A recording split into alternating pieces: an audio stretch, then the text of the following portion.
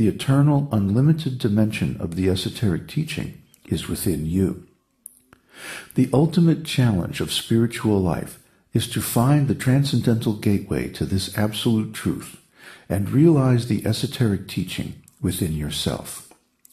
The spontaneous, internal self-revelation of the esoteric teaching within the human heart is the essence of spiritual enlightenment. The spiritual realization of the absolute truth surpasses the golden nectar of bliss, and the esoteric teaching is the source of all divine wisdom. One who knows this truth has come to the perfection of all knowledge, for this absolute truth is both the source and object of all spiritual wisdom and all pathways to self-realization. So it is very difficult to describe the esoteric teaching in words, but some impression can be given to those who have not experienced the transcendental world. However, these impressions don't even come close to the actual thing. Somehow or other, you have to put yourself in the position of changing your consciousness from consciousness of the senses to consciousness of the absolute truth. When this occurs, this is known as the spontaneous self-realization of the absolute truth. There's nothing we can do exactly to make this happen. The methods of sadhana and so forth do not actually cause the absolute truth to reveal itself. He is independent and he can reveal himself to whomever he likes or not. So we see sometimes that people perform sadhana and different spiritual practices for a long time, and yet they don't get any real deep realization from this. And others will practice just a little bit and get extremely profound realizations. Why is this? Because sadhana of itself is not the cause of the revelations. Sadhana simply prepares us to receive them, and according to our qualification, the absolute truth will reveal itself within our hearts. So, this absolute truth is a person, is self-aware, is independent, is the source and cause of everything. This absolute truth is called Krishna, or God. Use whatever name you like, Allah, whatever. The same thing is meant. The point is that the esoteric teaching is not a religion, is not a spiritual path, is not a set of meditations or practices or formulas or philosophical statements or whatever. The absolute truth is beyond manifestation.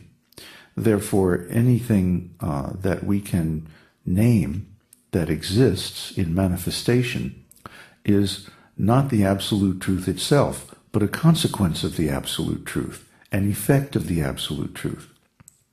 The real absolute truth is very difficult to realize because it is beyond all manifestation. Now that doesn't mean that it doesn't have any qualities.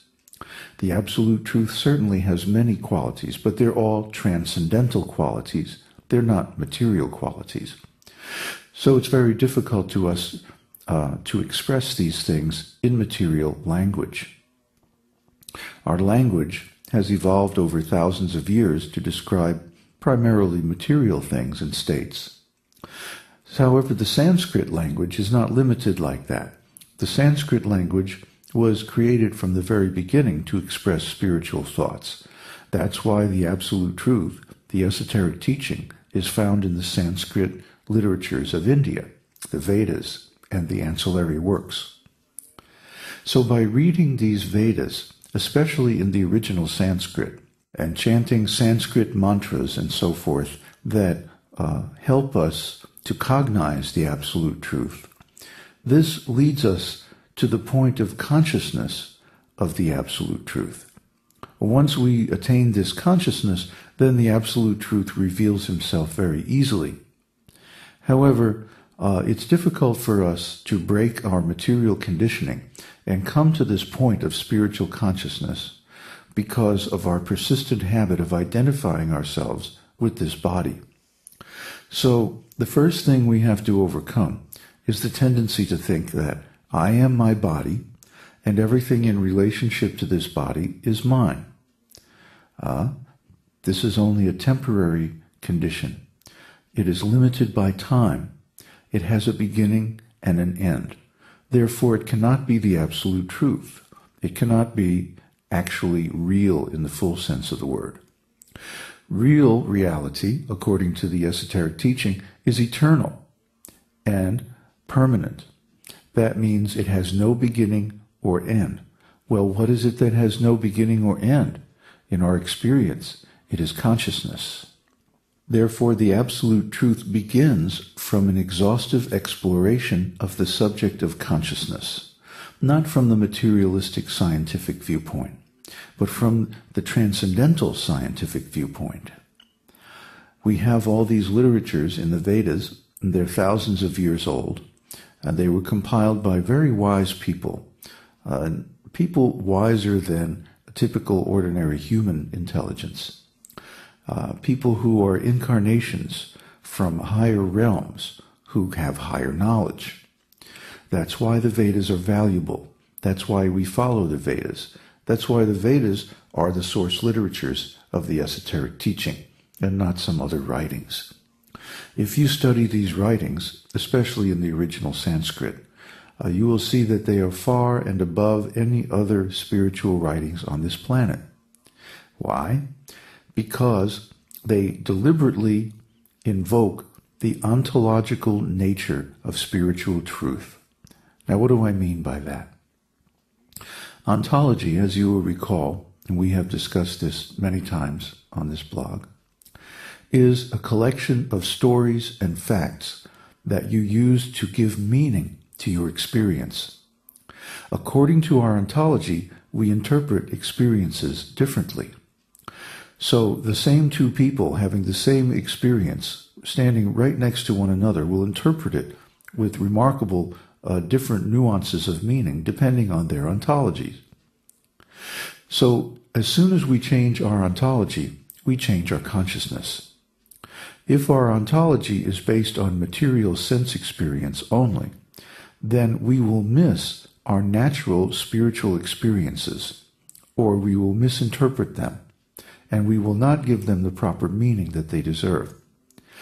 The esoteric teaching's value begins from the fact that it provides an ontology which gives our experiences of spiritual existence and consciousness a proper meaning.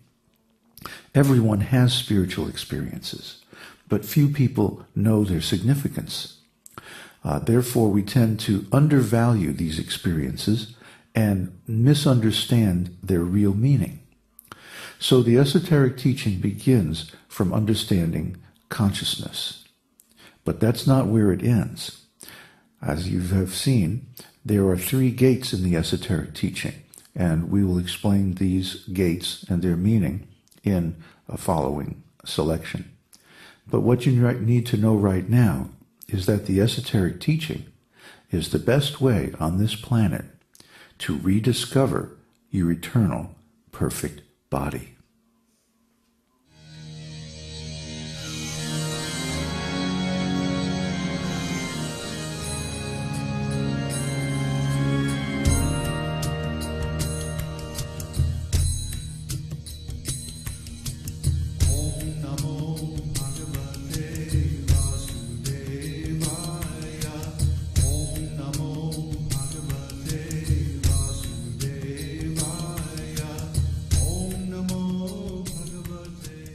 We hope you've enjoyed this edition of My Perfect Body.